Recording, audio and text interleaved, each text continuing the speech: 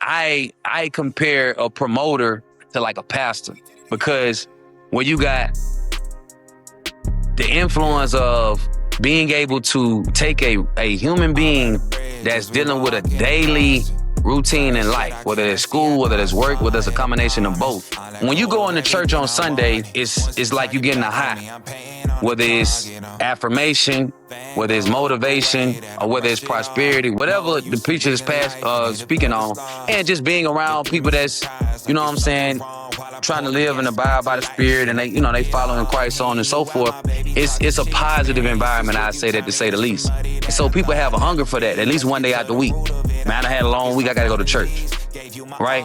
It's the same thing kind of with the club. You go to the club, it's both experiences, almost like kind of like, for lack of better words, out of body experience. Whatever you got going on in your life in that moment, it stops when you go in the church house.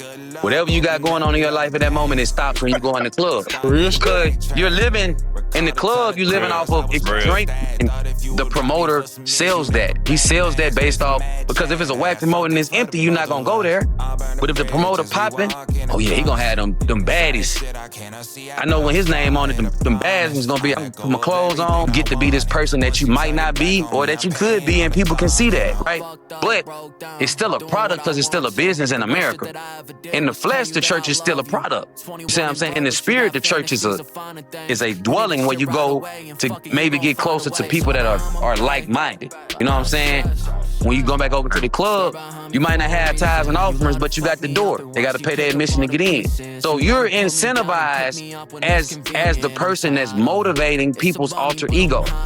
You know what I'm saying? Like, let me step away from my life on Sunday when I go to church. I ain't worried about my kid that's acting up in school and I can't get over to him. I'm not worried about the fact that my car broke down and I'm barely, you know what I'm saying, getting around. I ain't worried about that I need X, Y, and Z, because when I'm in the church, that motivation comes, that you know what I'm saying, that conversation and that actual message comes, it makes me feel better and hopeful about my life. So when I walk in, I'm walking with a burden. But when I go in that church for that 45 minutes to a half hour and a half, all that is just, I don't have to think about that.